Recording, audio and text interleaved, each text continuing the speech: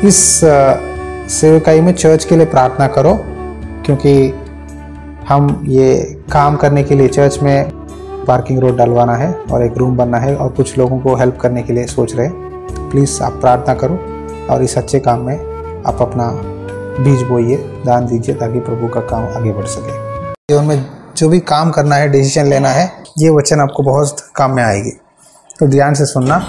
नीति वचन अध्याय 14 वचन 33 में लिखा है, प्रोवर्ब्स 14:33, समझ वाले के मन में बुद्धि वास किए रहती है, परंतु मूर्ख के अंतःकरण में जो कुछ है वह प्रकट हो जाता है।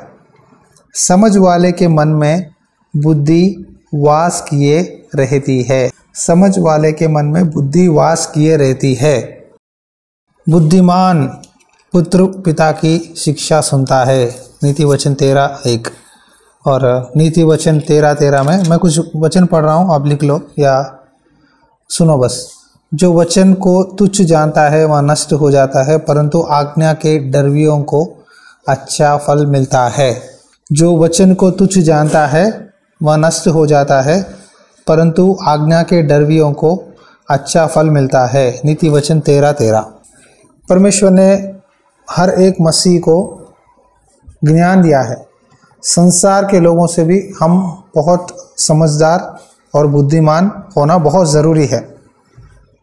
ठीक है, प्रभु यीशु मसीह ने कहा, तुम कबूतर के समान निष्कलंक रहो और सांप के नाई कैसा रहना है?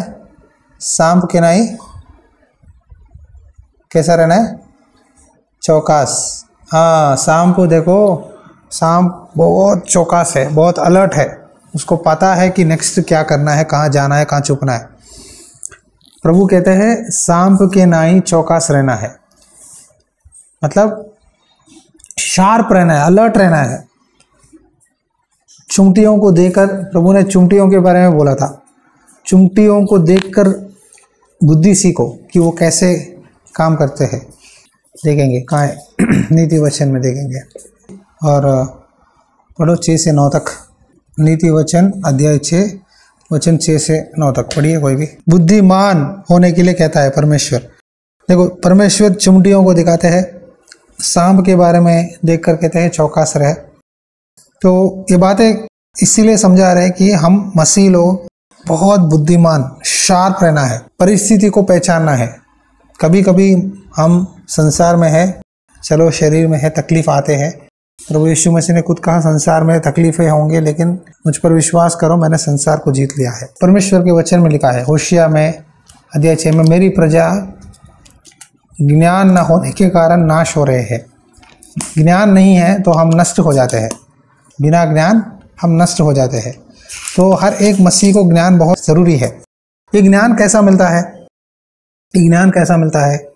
प्रार्थना करने से, परमेश्वर का वचन पढ़ने से, और परमेश्वर के दासों के द्वारा परमेश्वर खास करके बताता है, सिखाता है। जो गाँव मित्र के हाथ से लगे वह विश्वास योग्य है, परंतु बैरी अधिक चुंबन करता है। अगर परमेश्वर आपको कभी अपने दासों के द्वारा डांटे या कुछ आपको मतलब अनुशासन करे, तो आप उसको स्वीकार करना है। अगर हम उसे स्वीकार नहीं करते, शैतान हमें क्या करता है? अलग कर देता है। नीति वचन में लिखा है, जो शिक्षा पाने से प्रीति रखता है वह ज्ञान से प्रीति रखता है, परंतु जो डांट से बैर रखता है वह पशु सरीखा है। मतलब उसको मालूम नहीं है। शिक्षा से प्रीति रखता है वह ज्ञान से प्रीति रखता है, परंतु जो डांट से बैर रखता वह पशु सरीखा है। हालेलुया। जो गाँव मित्र के हाथ से लगे वह विश्वास योग्य है। आपसे जो लोग ज़्यादा प्यार करते हैं, जब आप गलत काम करते हो या आप कहीं मिस्टेक करते हो तो आपको डांटते हैं, आपको सही और गलत को समझाते हैं, वही आपके अच्छे हैं। अगर आप गलत कर रहे हो फिर भी आपके पीठ पे हाथ रखकर बढ़िया अच्छा काम किया कहेंगे, तो वहाँ कुछ गड़बड़ है। आ रहा है समझ में? परंतु बैरी अधिक चुंबन करता है। आपका दुश्मन जब आप गलत काम करते हो ना, तब भी आपको बहुत प्यार करता है, इसका मतलब आपको ना आपका शहरी करता है। लेकिन सच्चा मित्र जब आप गलत काम करते हो कहीं मिस्टेक होता है तो आपको डांटता है, या आपको अनुशासन में लेके जाता है, या आपको सही करने की कोशिश करता है। आपको सही करने वाले आपके लिए अच्छा है। जब आप गलत रास्ते में जाते हैं, कहीं मिस्टेक होता है, अगर आपको सही नहीं करते ना, आपको मालूम नहीं होता कि सही क्या है गलत क्या है। ये 3 काम मैं ज़रूर करता हूँ। तीमोथियों की पत्री में देखो परमेश्वर का वचन किस लिए दिया गया है, सब प्रकार की सहनशीलता और शिक्षा के साथ उल्हाना दे। उल्हाना मतलब क्या है पता है, इंग्लिश में लिखा है करेक्ट करना है। जब लोग गलत करते हैं उनको करेक्ट करना है, सेवक का काम है। रिबूक डांट, जब परमेश्वर से दूर चले जाते हैं, कहीं मिस्टेक होता है, डांटना है। और समझा, केयरफुल इंस्ट्रक्शन, समझाना है। मैं प्यार करता हूँ, अप्रिशिएट करता हूँ, डांटता हूँ, समझाता भी हूँ, ये करना है। अगर मैं काली स्वीट दे रहा हूँ आपको, गुलाब जामुन दे रहा हूँ, रसगुल्ला दे रहा हूँ, गाजर हलवा दे रहा हूँ, तो आप कहोगे पास्टर जी कितने अच्छे हैं, वाह वाह वाह वाह, कितना मीठा खिलाते हैं। तो आपको शुगर बढ़ जाएगा, शुगर की बीमारी हो जाएगा। लेकिन मैं सिर्फ शुगर नहीं देता, मैं थोड़ा करेला भी खिलाता हूँ, मैं थोड़ा है ना तीखा भी खिलाता हूँ, अचार भी खिलाता हूँ। क्यों खिलाता हूँ? आपका सेहत अच्छा रहना है। ज़्यादा मीठा खाओगे क्या होगा, बीमारी आएगी। इसीलिए बैलेंस रहना है। परमेश्वर का दास बैलेंस, आपको उल्हाना देना है, मतलब सही रास्ते में लेके जाना है। सहनशीलता और शिक्षा के साथ उल्हाना देना है, डांटना है, समझाना है। अभी ऐसा समय आ गया है जब लोग सच्चा उपदेश, कड़ा उपदेश, स्ट्रॉन्ग मैसेज, सही संदेश को सह नहीं सकते। कानों की कुचली के कारण अपनी अभिलाषाओं के अनुसार, मतलब अपने मन में एक टेस्ट होता है। एक व्यक्ति को सिर्फ मीठे बातें ही पसंद है, एक व्यक्ति को करेला ही पसंद है, एक व्यक्ति को तीखा ही पसंद है, एक व्यक्ति को नमकीन पसंद है। तो अपना अपना टेस्ट के, अपना अपना अभिलाषा के अनुसार अपने लिए बहुत से उपदेशक को बटोर लेते हैं। लेकिन ये गलत है। कभी भी हम अपने लिए अपना टेस्ट के हिसाब से पास्टर को नचाना नहीं चाहिए। आपने देखा हो ना ढोलकी, जो डॉल्स होते हैं, जो छोटे छोटे गाँव में ना पीछे एक पर्दा डाल के ना डॉल को पीछे धागा बांध के खिलाते हैं। देखा आपने उसको क्या बोलते हैं, गेम को? पटुपुतली नहीं करना है। पास्टर जी को पीछे धागा बांध के नाच नाच नाच नाच नाच बोल के नहीं करना है। पास्टर को पूरी स्वतंत्रता है कि वो परमेश्वर का वचन, जो परमेश्वर की आत्मा की प्रेरणा से जिस समय जो बोलना है बोलना जरूरी है। आज आप देखो यूट्यूब में पास्टर्स बटे हुए हैं अलग अलग। एक सिर्फ प्रोफेसी बोलता है, क्या प्रोफेसी है बाइबल में और कुछ नहीं है? एक सिर्फ ना चंगाई बोलता है, क्या चंगाई के बिना और कुछ नहीं है? एक सिर्फ वचन ही बोलता है, क्या वचन के बिना और कुछ नहीं है? एक सिर्फ पवित्र आत्मा के बारे में बोलता है और कुछ नहीं है? एक सिर्फ क्या है, थियोलॉजी के बारे में बोलते हैं, थियोलॉजी के अलावा कुछ नहीं है। इस तरह लोग ना बटे हुए हैं, पास्टर्स बटे हुए हैं, विश्वासियां मसीह बटे हुए हैं। लेकिन परमेश्वर के वचन में सब कुछ है। हालेलुया, सब कुछ है। जो ढूंढता है उसको सारी चीजें मिलेंगे। मेरी आशा है कि मैं आपको सब कुछ सिखाऊं। आपको चंगाई देगा, आपको छुटकारा देगा, आपको घर में बरकत देगा, आपको शिक्षा देगा, आपको परमेश्वर समझाएगा वचन के द्वारा कैसे चलना है। सब कुछ है। जिसको ज्ञान पाने की आशा है, मैंने पढ़ा था ना, नीति वचन में लिखा है जो शिक्षा पाने से प्रीति रखता है वह ज्ञान से प्रीति रखता है।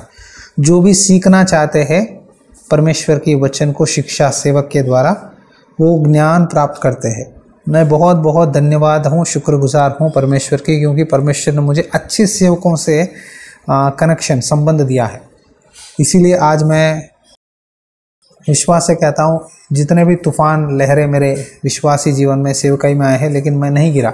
प्रभु की दया से मैं नहीं मतलब भटक नहीं गया सेवकाई से, विश्वास से ना बाहर गया।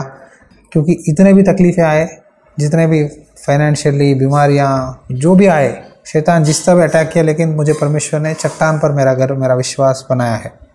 मैं तो अपने कह सकता हूँ विश्वास से। जितने डांट मैंने खाई है आपने कभी नहीं खाया होगा। अगर गलत काम किए, डांट दिए तो कोई बात नहीं, बिना गलत किए भी मैंने बहुत डांट खाया। और डांट खाने के बाद मैंने एक ही सोचा, परमेश्वर के दास मुझे डांटा है तो मुझे तैलाभिषेक है। क्या है? तेल का अभिषेक जैसा है। परमेश्वर का दास डांटे तो हम खुशी से स्वीकार करते थे, बिना कोई गलती से। अगर आप गलत काम करोगे, अगर परमेश्वर के दास आपको कुछ एक बात कहेंगे तो आपको दुख लगेगा, लेकिन बिना कोई गलती से डांट खाए हैं तो आपको मालूम है कि आप कैसा रहेगा। बहुत लोग छोड़ के चले जाते हैं, लेकिन परमेश्वर ने हमको ऐसा शिक्षा दिया कि परमेश्वर ने एक ही कहा, तेरी भलाई के लिए तेरा सेवा कर रहा है। तो अब तो अपने आप को नम्र बनेगा, कल तू सेवा में खड़े हो जाएगा। इस छोटी सी समस्या को तो सामना नहीं करेगा तो कल बहुत लोग डांटेंगे, गाली देंगे, तेरा पीछा बहुत गलत बातें बोलेंगे, कैसे खड़े होगा सेवा में? नहीं कर पाएगा। इसीलिए डांट को, शिक्षा को मैंने प्यार किया। मैंने कभी भी उनसे नफरत नहीं किया, मैंने उनको प्यार किया।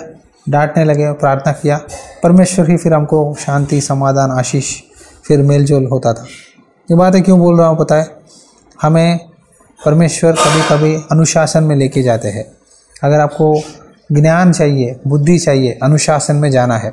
अनुशासन में जाओगे तो उसके पीछे आशीर्वाद है। क्या है? अनुशासन में जाओगे तो आशीर्वाद है। जो लोग अनुशासन नहीं चाहते, इनकार करते हैं, जो डांट से बैर रखता है, वहाँ पशु सरीखा है। जो डांट खाने के लिए पसंद नहीं करते, कुछ बोले तो हम मानने के लिए तैयार नहीं रहते, तो उसके लिए क्या होता है? पेनल्टी। पेनल्टी का मतलब क्या है हिंदी में? फाइन। फाइन मतलब क्या है? जुर्माना भरना पड़ेगा। मतलब हम अपने आप को खुद को डिसाइड कर लेते हैं कि मैं यहाँ इनके साथ सेवा नहीं करूँगा क्योंकि इन्होंने मुझे डांटा है। इस तरह हमारे पास्टर जी के बाद बहुत लोग चर्च सेवा छोड़ के चले गए बिना बोले, अचानक से, रात के रात। लेकिन परमेश्वर ने मुझे एक ही बोला, जो भी हो बोल के करना है। बोल के करना परमेश्वर के दास का काम है, बिना बोले करना शैतान का काम है। जो भी हो, मैं बोलता था कि मेरा प्रॉब्लम ये है। मेरे पास्टर जी शांत, अच्छा कूलिंग मूड में है, बैठे हैं, चाय पी रहे, तब बोलता था। जब वो गुस्से में है, कुछ काम में है, टेंशन में है, तब मैं कभी भी उनको डिस्टर्ब नहीं करता था, क्योंकि मुझे मालूम है कि कब किससे, सेवक से या कोई भी आदमी से, कब उसका मूड देख के बात करना है। समझ रहे? तो ये सारा ज्ञान है। हमें कब पता चलेगा? जब हम उनके साथ ट्रैवल करेंगे। मैंने परमेश्वर के दास के साथ बहुत साल ट्रैवल किया है, सारी चीज़ों को परमेश्वर ने सिखाया। तो परमेश्वर ने हमको अच्छा अनुशासन दिया, अच्छा शिक्षा दिया, अच्छा सिखाया। मैं इसीलिए धन्यवाद करता हूँ परमेश्वर, बहुत बहुत धन्यवाद। कभी भी परमेश्वर की सेवा करना है तो परमेश्वर झट से मुझे प्रेरणा आई, कोई मुझे भविष्यवाणी बोला, ऐसा ये नहीं है। सेवकाई के लिए परमेश्वर कुछ सालों में अनुशासन में लेके जाता है। एक परमेश्वर का दास ने कहा, जब सेवा करने के लिए परमेश्वर बुलाता है, एक व्यक्ति को चुनता है, पहले उसको अलमीरा में रखता है। शोकेस होता है, शोकेस में कुछ आर्टिकल्स, कुछ टॉयस रखते हैं शोकेस में। शुरुआत में परमेश्वर की सेवकाई में परमेश्वर टॉय जैसा एक शोकेस में रखता है। जब शोकेस में रखेंगे तो आप कहेंगे कितने साल रहूं, कितने महीने रहूं इस शोकेस में, मुझे क्या है, मैं ये क्या क्यों रहूं, मैं भी इस्तेमाल हो जाऊं इनके हाथ में, ऐसा लगता है। लेकिन उस शोकेस में रखना आपके लिए भला है। अगर आप उस समय, जिस सीखने के समय में सेवा करोगे ना, तो का जड़ नहीं रहेगा सेवा में। सीखने के समय में सीखना है। जब काम करने के टाइम में परमेश्वर ही अपने दासों को बोलेगा, उस समय हम काम करेंगे, प्रभु बड़ा प्रतिफल देगा। हालेलुया। तो सीखना ज़रूरी है। हर एक मसीह को सीखना है, विश्वासी को सीखना है, सेवक को सीखना है, सबको सीखना है। बच्चों को देखो, कम से कम नौकरी के लिए ना डिग्री या पोस्ट ग्रेजुएशन 3 या 5 साल पढ़ाई किए बिना उनको इस्तेमाल नहीं करते। कंपनी वाला इंटरव्यू नहीं करता। कॉलेज में ही इतना है तो सेवकाई में कितना अनुशासन है, एक विश्वासी के लिए कितना अनुशासन चाहिए। तो अनुशासन के पीछे आपको परमेश्वर की छुपी हुई आशीर्वाद है। ये बातें बोलने के समय मुझे 2 लोग याद आते हैं, एक राजा सौल, एक राजा दाऊद। राजा सौल को परमेश्वर ने पहला राजा की तरह इज़राइल में चुना और परमेश्वर ने कहा, तू जा शत्रुओं लोगों को, सारे लोगों को नाश करके आना। तो सौल ने सर हिलाया, शमूएल की भविष्यद्वक्ता के सामने गया, लेकिन उसने अच्छे से अच्छे भेड़ बकरियों को, बच्चों को रख लिया, औरतों को छोड़ दिया और राजा को छोड़ दिया, उस शत्रु देश फिलिस्तियों के राजा को। जब शमूएल ने पूछा, ये लोग कौन है, यहाँ पीछे मुझे आवाज़ सुनाई दे रही है, भेड़ बकरे क्या है, ये कहाँ से लाया है?